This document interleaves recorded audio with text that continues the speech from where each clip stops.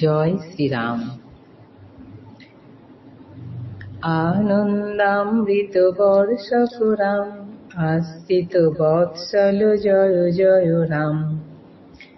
কৃত্তিবাস বিরচিত সপ্তকাণ্ড রামায়ণের আদিকাণ্ড থেকে আমাদের পাঠ চলছে শ্রীরাম কর্তৃক ৩ কোটি রাক্ষসবধ এবং যজ্ঞান্তে হরধনু ভাঙিবার জন্য মিথিলায় গমন। এখান থেকে আমরা এর আগে ৩ দিন পাঠ করেছি, আজ চতুর্থ দিন পাঠ করব।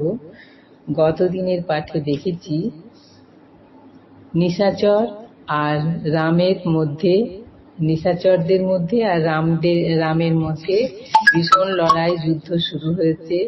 নানা জাতির নানা নামের বাণ নিক্ষেপ হচ্ছে, যেমন হীরাবাণ, জিরাবাণ, সুরূপা বাণ, এইরকম নানা অস্ত্র, তার সঙ্গে বরুণাস্ত্র, এইসব তীর অস্ত্র নিয়ে যুদ্ধ হচ্ছে। এমন সময় শ্রীরাম গন্ধর্ব নামে একটা স্বর ছুড়লেন। এই স্বরের বিশেষত্ব, যাদের দিকে ছুড়েছে তারা সকলকেই রামময় দেখছে। রাম তাদের পরম শত্রু, সেই রামময় দেখছে। অর্থাৎ একজন নিশাচর আরেকজন নিশাচরকে রাম দেখছে, একজন রাক্ষস আরেকজন রাক্ষসকে রাম দেখছে, এবং তারা নিজেদের মধ্যেই নিজেরা লড়াই শুরু করে দিয়েছে। আর এইভাবেই তারা পরস্পর যুদ্ধ করে, লড়াই করে নিজেরাই কাটাকাটি করে মারা গেল। এইভাবে ৩ কোটি সৈন্য রাক্ষস মারা পড়ল।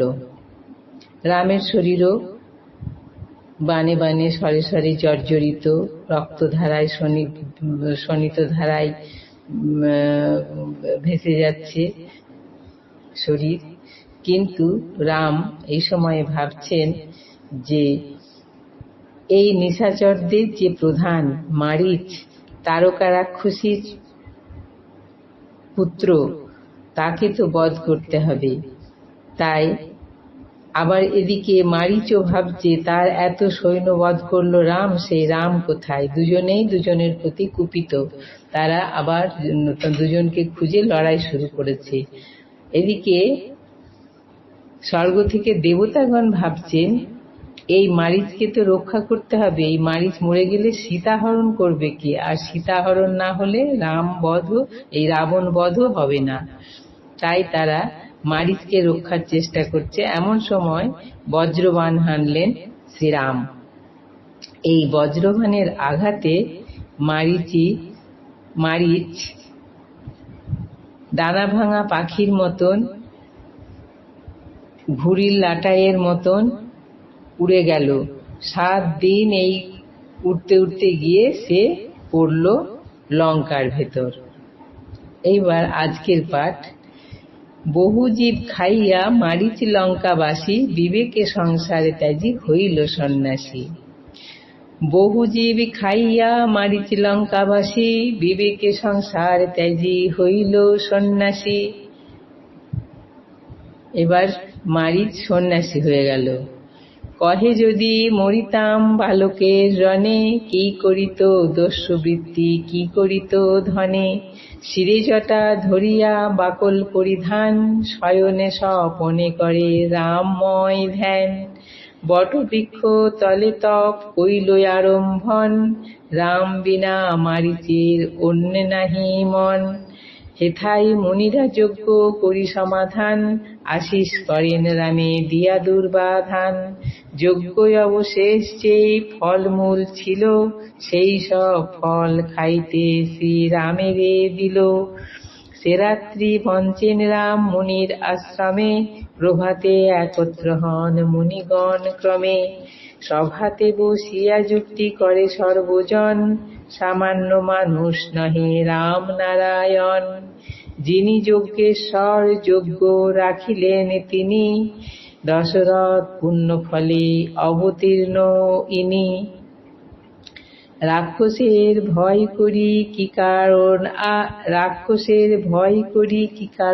আর, রাক্ষস বধার্থে হরি স্বয়ং অবতার। যেই পণ করিলেন যখন জনক ভূপতি, রাম বিনা তাহাতে না হবে অন্য কৃতি। বিশ্বামিত্র বলিলেন, শুনো রঘুবর, মিথিলাতে হইবে সীতা স্বয়ম্বর। করেছে প্রতিজ্ঞা এই জানকীর পিতা, হরধনু ভাঙিবে যে তারে দিবে সীতা।